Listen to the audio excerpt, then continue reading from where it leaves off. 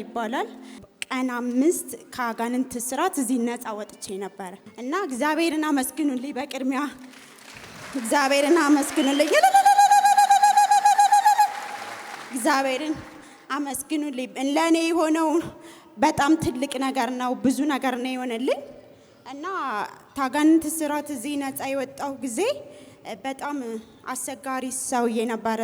ለ23 ዓመት ከባለቤቴ ቤተሰቦች ጋር የኖረ ያደገ የሌላ ሀገር ሰው ነበር። እንደ ጥበቃ ሆኖ የሚኖር ማለት ነው እና እኔ ምንም አላውቅም ነበር። እሱ በስውር ብዙ ነገሮችን እያደረገ ነበረ። መጀመሪያ በቅድሚያ ይሄንን ቁልፍ ኪራይ ቤት ነበር የምንኖረው የራሳችን ቤት እያለ እና እሱ ነው እዛ ግቢ ውስጥ የሚኖርበት ማለት ነው እና መጀመሪያ ይሄን ቁልፍ አምጥቼ እዚህ ጋር ዘርዘርቼ አንተ አወጅክበትና በሳምንቱ ሳይቆይ ሄደን ገባንበት ቤት ውስጥ ማለት ነው እና ከገባን በኋላ የአምልኮ ቤት ነበረ።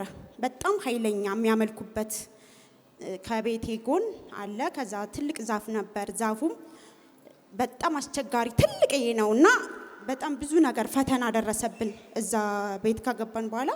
ከዛ ይሄ ምንድነው ምናምን ስለው ባለቤቴ ግልጽ ሊያደርግልኝ አልቻለም። የቤተሰብ ቤት ነው ምናምን ይለኝ ነበር። ከዛ መጨረሻ ላይ ያናውን ተወይሉን ከዚህ ወስጄ እሱን ጋር በቃ ያረኩ ምግብ ላይ የተለያየ ነገር ላይ እንትን ስለው ግልጹን ነገረኝ። ሲነግረኝ ይሄማ ሊሆን አይችልም፣ እዚህ ላይማ እኔ መኖር አልችልም፣ ሁለት አምልኮ አይሆንም ብዬ ይሄ ልጅ ነብሰ ጡር ነኝ የዛን ሰዓት አልወለድኩም ገና እና በጣም ነው የምታመመው ምናምን።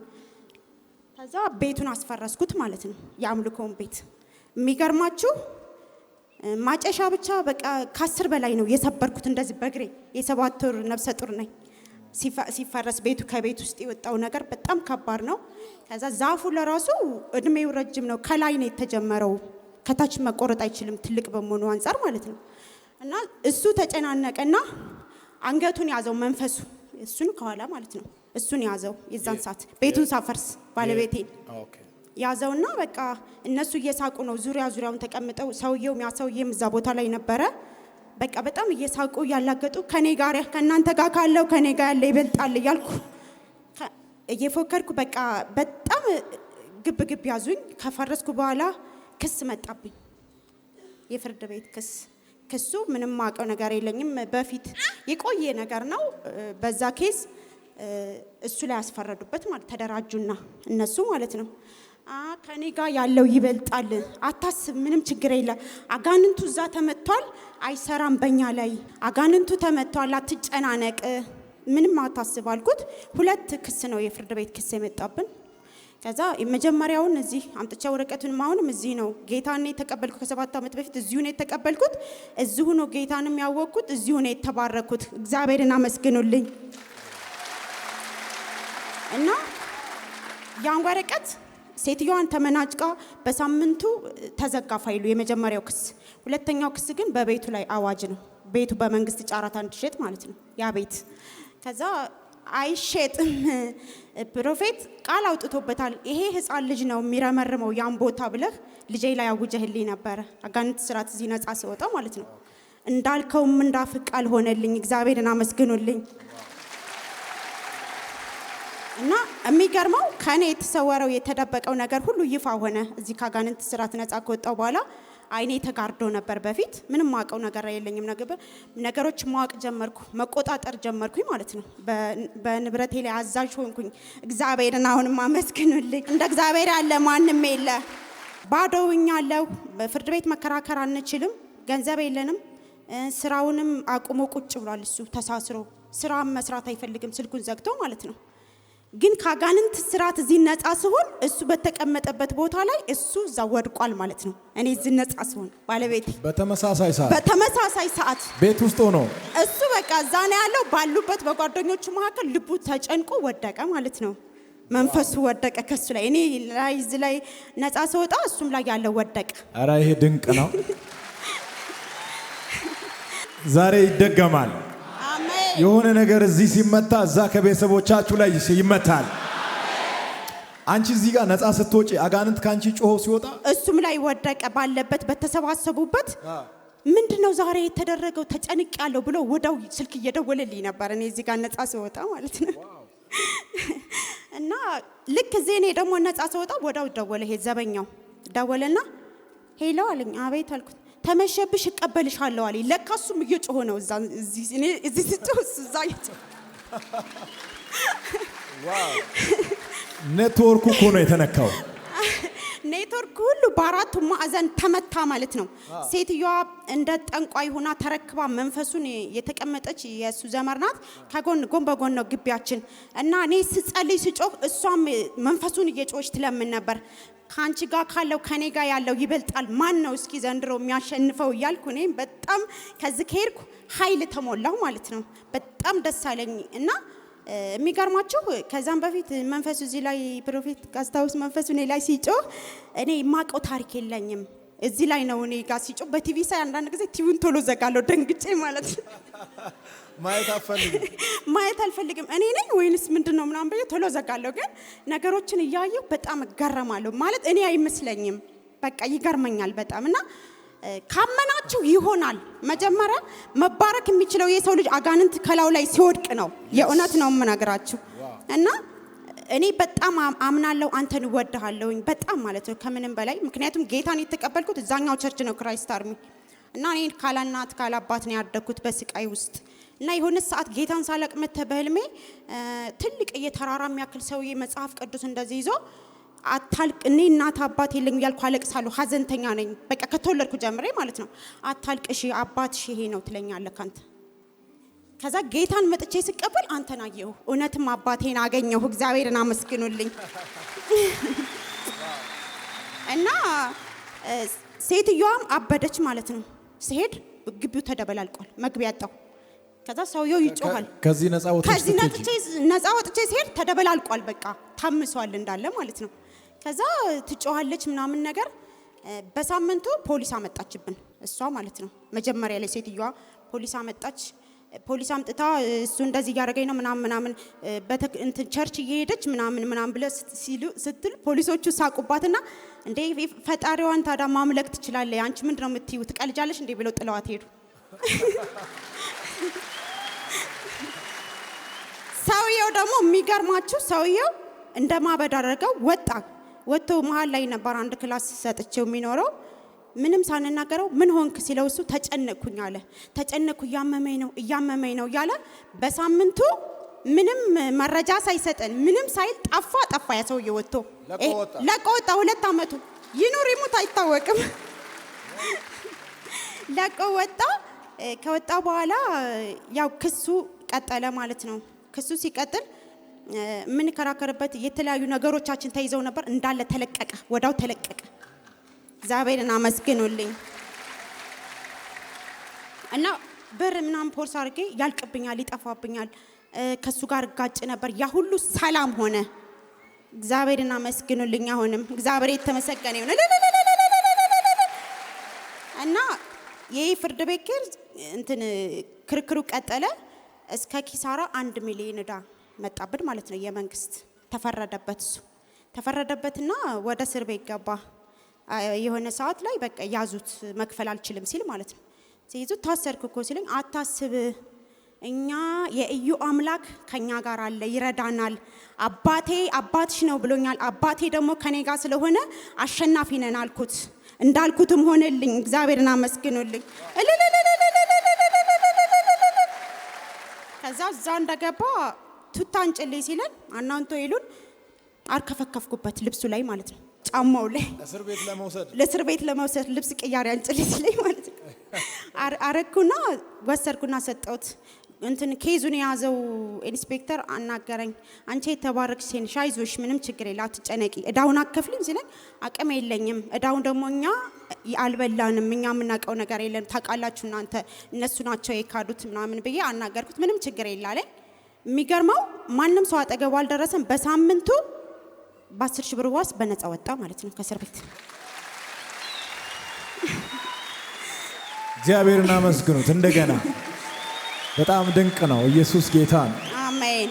እና ተደራጅ አሁንም መስከረም 5 እዚህ ጋር 2017 ውድድሩ ተጀመረ እያልክ እያወጅክ ነበር አንተ። ውድድሩ ተጀመረ እያልኩ እኔ ባየር ላይ አሜን እያልኩ እየተቀበልኩ ነበር። እውነትም ውድድሩ ተጀመረ። ውድድሩ ተጀምሮ ብሎ ዛሬ መስከረም 5 አውጇል፣ አሸናፊ እኛ ነን፣ አትጨነቅ አልኩት። አሁንም እሱን ሄድኩና ማለት ነው እሺ አለኝ። እንዳለው ቆየና በቃ እኔ አንቺ በምታምኒበት ቦታ ሄጄ ንስሐ ገብቼ እንደገና ጌታን እቀበላለሁ እዩ ጋር አለኝ። እርግጠኛ ነህ? አዎ አለ። መጥቶ እዚህ ንስሐ ገብቶ ተንበርክኮ ተቀበለ ካንተ እጅ ጌታን። እግዚአብሔርን አመስግኑልኝ። ውድድሩ ተጀመረ። በቃ ከዛ በኋላ ተጀመረ። የሥራ በሩ ተከፈተ። ከ500 ሺህ ብር በላይ ስራ ተረከበና ስራ መስራት ጀመረ። ደቂቃ የማያስቀምጥ ስራ ማለት ነው። በፊት ቤት ቁጭ ይል ነበር። ቁጭ ከኔ ጋር ከዛ ያው መንፈሱ ያጋጨናል ማለት ነው። እንጣላለን በቃ እሱና እኔ መስማማት አንችልም። ተከባብረን ወደ ስራው ገባ። በቃ በስርዓት ይሄን ዘይት ከኪሱ መያዝ ጀመረ። በፍጹም ለእግዚአብሔር የሚገዛ ሰው አልነበረም። ግን ባንዴ የተረታ የእዩ አምላክ እዚህ ቤት ይሰራል። እግዚአብሔርን አመስግኑልኝ። የእውነት ነው ሙላችሁ። ሃሌሉያ። ትክክለኛ እግዚአብሔር እዚህ ቤት ነው የሚሰራው። ለኔ ሰርቶልኛል፣ ለብዙዎችም ሰርቷል። እግዚአብሔርን አመስግኑልኝ። እና ቀጥታ እዚህ መጥቶ ተኔ ቀድሞ ለሊት ተነስቶ ቸርች ይመጣል። እዚህ ካንቺ ቀድማል? አዎ። በፍጹም ቸርች ሄዶ አያውቅም። ቸርች ይሻይልም፣ ወደ ሌላ ቦታ ነው የሚሄደው። ያው እኔ እናንተ እናውቀዋለን የሚሄድበትን። ከዛ በኋላ ግን ካንቺ ቀድሞ ወደዚህ የሚመጣ ሰው አዎ። በቃ ገንዘቤንም ንብረቴንም ማንም አይበላም፣ ለእግዚአብሔር ቤት ነው የማደርገው። ሂጂ ይሄን ስጭ ለእግዚአብሔር፣ እንዳውም ሂጂ እባክሽን ዛሬ ቸርች ሂጂ ብሎ ይለምነኛል እኔን። በጣም ንገርማ። እና ከዛ በኋላ ልክ ይሄ ክርክር ተጀመረ፣ ውድድሩ ተጀመረ ማለት ነው። ሲባል ክፈል፣ ካልከፈልክ እዚህ ቤት ላይ ጨረታ ይወጣል ተብሎ 3 ጊዜ ቤቱ ተለካ፣ ጨረታ ሊወጣ ማለት ነው። ዘይቱን ወስጄ 4 ይሄንን ወሰድኩና ውሃ ጋር አይደለም ቤቱን በሙሉ ረጨውት፣ ግቢውን ማለት ነው። ረጨውትና ሊለካው ይመጣሉ። እዛ ጋር የሆነ ነገር አንጡ ይባላሉ፣ ውርቅ ይሆንባቸዋል። ይለካሉ፣ ውርቅ ይሆንባቸዋል። መጨረሻ ላይ ግን ድል የእግዚአብሔር ሆነ። እግዚአብሔርን አመስግኑልኝ። እና የ1 ሚሊዮን ዕዳ ቤቴ በነፃ ወጥቶ ተወስኖልኝ ይዤ መጥቻለሁ። ከዚህ በላይ ክብር፣ እልልታ፣ ጩኸት ለጌታ ለኢየሱስ። ጠላት የወሰነው ውሳኔ ተሻረ። ስሙ የተመሰገነ ይሁን። የእግዚአብሔር ስም የተመሰገነ ይሁን። ተወሰነላችሁ። እንዲሁ በነፃ ኪሳራቸውን ክፈል የለባችሁ ምንም ነገር፣ ፋይሉ ተዘግቷል ሂድ ተብሎ ተወሰነልኝ። በቃ እግዚአብሔርን አመስግኑልኝ። አንድም ብር ሳንከፍል ተወሰነ። በቃ ተወሰነ፣ ፋይሉ ተዘጋ። አዎ። አንተ ደግሞ ስታወጅ ያን ቤት ይሄ ብላቲና ነው የሚረመርመው፣ ይሄ አምልኮ የሚመለክበትን ቦታ ብለህ አውጀሃል። ቃሉ ተፈጸመ፣ አካል ለበሰ። እግዚአብሔርን አመስግኑልኝ። ለባቦቹ ምግብ መስጫ እዚህ ባለቤቴ ዛሬ ይምጣ አላውቅም። እኔ እንትን አለው በራሱ መንገድ እንዲሄድ ነው የምፈልገውና ልጫ ነው ግን እንደምመሰክርም አያውቅም። ይሄው የለፋሽበት ብሎ አምጥቶ ነው የተወሰነልኝ ውሳኔን ወረቀቱን ያስረከበኝ ማለት ነው። ሁሌ ይመጣል እና የሚገርማችሁ የአምልኮ ቤት ቀላል አይደለም። አሁን እዚህ ጋር ስመሰክር እንደዚህ ቀላል ይመስላል። አንደኛ ነፍሰ ጡር ነኝ። ጠገበችቺ እንዴት ነው ገንዘብ የማያልቅ መስሏት ምናምን ቤት የምታፈርስ እንደዚህ የእሱን ስራ ስለማታቅ ነው እያሉ ይሰድቡኝ ነበር ሳፈርስ ማለት ነው። እና በጣም ባጋንንት ስራው ውስጥኝ ነበር የዛን ሰዓት። ከዛም በኋላ እግዚአብሔር ይመስገን ነፃ ሆኜ ሰላም ሆኜ ደስተኛ ሆኜ እየኖርኩ አሁን በዚህም ስከፍተው አለ፣ በዚህም ስዞር አለ፣ በዚህም በበረከቱ ተጥለቅልቄ አለሁ። እግዚአብሔርን አመስግኑ። እግዚአብሔር ካንቺ ጋር ነው። አሜን። ተባረኪ። አሜን። እኔ አሁን 2 ነገር ነው የምፈልገው። አንድ በሄድኩበት የሟርተኞችን ቤት የማፈርስበት ኃይል፣ 2 በዚህ ቤት ቀንቶ ሰይጣን እኔን በጣም ብዙ ነገር ፈትኖኛልና ወደ ሌላ ቤቶች ፎቆች እንድቀየርልኝ ነው ፈልጋለሁ። ኃይል ፈልጋለሁ። ቁልፉን አምጪ። ለሰው የማይቻል ለእግዚአብሔር ይቻላል። በቃ አመነች። እናንተ በጣም ነው ያመነች። የእምነት ሰው ናት። ባይዘዋይ ከዚህ ሁሉ ጦርነት ውስጥ ሰብራ የወጣችሁ በእምነት ኃይል ነው። እውነት ነው። እምነቷን እኔ በደንብ አውቃለሁ። ያንም የተናገረችው ቃል አለ። በሚቀጥለው ዘመን እግዚአብሔር እንደገና ካንቺ ጋር ይቆማል። አሜን። ይሄንን ወደ አዲስ ቤት ይህንን ቁልፍ ወደ ፎቅ ወደ አዲስ ቤት ቀይሬያለሁ። አሜን ወደ መኪና ቀይሬያለሁ። አሜን ወደ ሌላ ስራ ቀይሬያለሁ። አሜን ብዙ ቁልፍ እንዲሆን ጸለይኩ። አሜን ተከናወኝ። አሜን ደግሞ የጠላትን ኃይል አሸንፈሽ የምትወጭበትን የእግዚአብሔርን ክብር ጸልያለሁ። the name of Jesus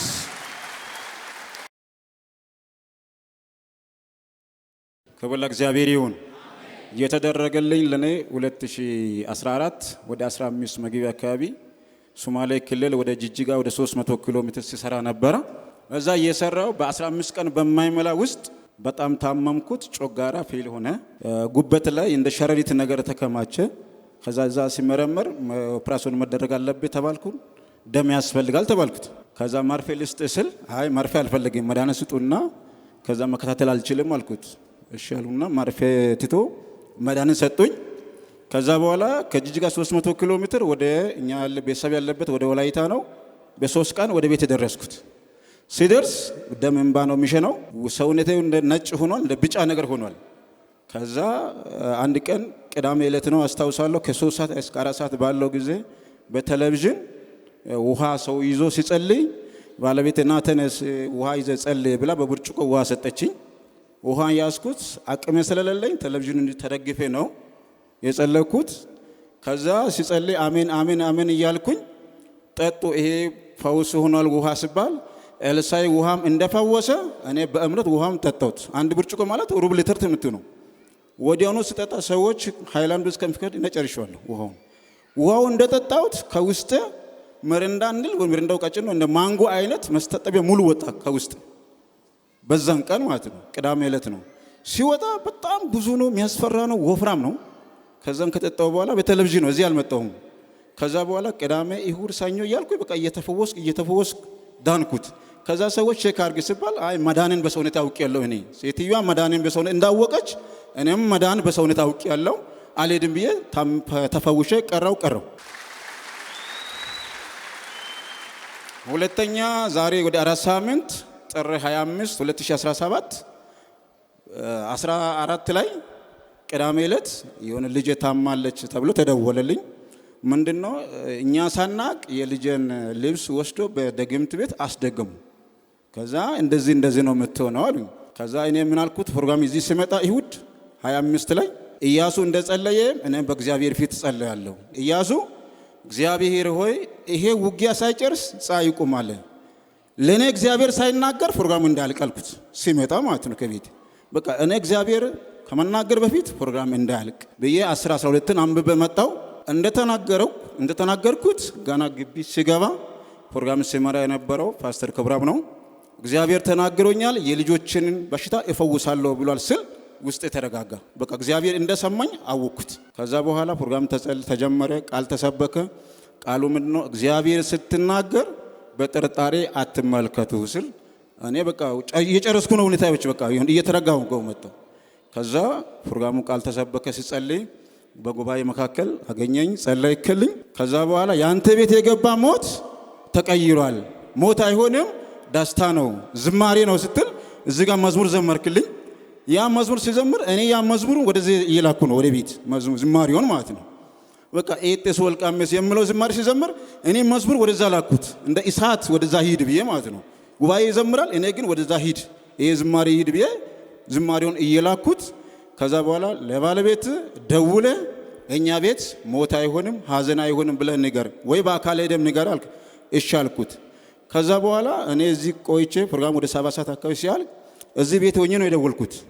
ስደውል ምናል አንተ እንዴት ና ስትል አይ ተኝታለች ስትል አሁንስ እንዴ እኛ ቤት ሞት አይሆንም ሀዘን አይሆንም ተነግሮኛል ተጸልዮልኛል ስትል ከማኝታው ብድግ አለችና ተነሳች።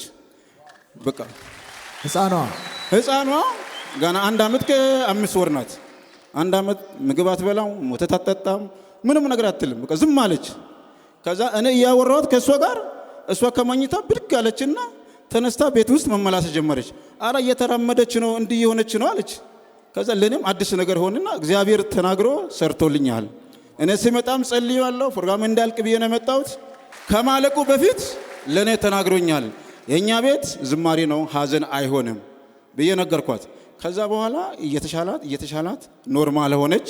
ከዛ በኋላ እግዚአብሔርን በጣም ብዙን ጊዜ ጸልዮ ነበር። ከዛ አኖይንቲንግ ኦይል ሰጠኸኝ። የባለቤቴ ስም ጠራኝ።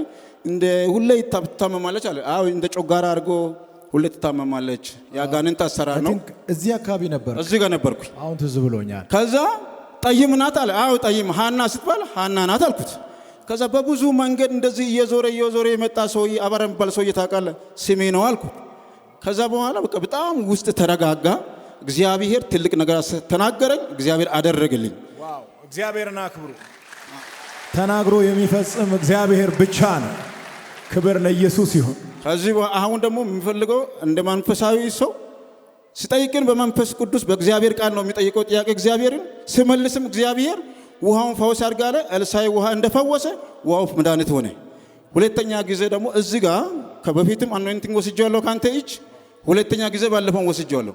አሁን ሶስተኛ ጊዜ የሚጠይቀው እንደ መንፈሳዊ ቃል እንደ እግዚአብሔር ቃል ሁለተኛ ነገሥት ላይ ያለው ኤልያስ ከኤልሳዕ ጋር መጀመሪያ ቤቴል ነበሩ። ከቤቴል እግዚአብሔር ወደ ቤቴል ልኮኝ ያስባል። ከገልገላ ወደ ቤቴል አንድ ላይ ሄዱ።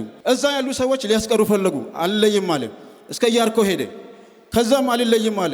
ከዮርዳኖስ ሄጄ መጀመሪያም አኖይንቲንግ ወስጄዋለሁ፣ ሁለተኛም አኖይንቲንግ ወስጄዋለሁ።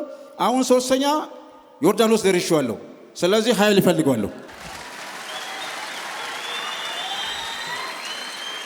የጠየቀውን ነገር ባለመከልከል ታገኛለህ። ዛሬ በኢየሱስ ክርስቶስም የጠየቃችሁትን ነገር ታገኛላችሁ። አዎ መጽሐፍ ቅዱስ እንደዚህ ይላል። ከኤልያስ የወደቀውን መጎናጸፊያ ኤልሳዕ ምን አለ? አነሳ ይላል። አነሳው። ያንን መጎናጸፊያ በዮርዳኖስ ላይ ሲዘረጋ ዮርዳኖስ ወዲና ወዲያ ምን አለ? ወዲና ወዲያ ተከፈለ። አዎ ይሄ ሰው አምኗል። የእግዚአብሔርን መጎናጸፊያ እሰጣለሁ። አሜን። የቃሉን መጎናጸፊያ እሰጣለሁ። አሜን። የቃሉን ምልክት እሰጣለሁ። አሜን። በኢየሱስ ክርስቶስ ስም የተኛውንም ዮርዳኖስ ሰንጥቀ የምታልፍበት ኃይል ባንተ ላይ ይሁን። አሜን። በምትሄድበት መንገድ ሁሉ ተከናወን። አሜን። ጠላት ከጫማህ በታች ይሁን። አሜን። አንተንና ቤተሰቦችን የሚያስጨንቅ ማንኛውም እጅ እየደከመ ይሂድ። አሜን። እንደ ዳዊት ቤት እየበረታ የምትሄድ ሁን። አሜን። የጠላቶቹ ቤት እንደ ሳኦል ቤት እየደከመ የሚሄድ ይሁን። አሜን። ተባረክ። አሜን።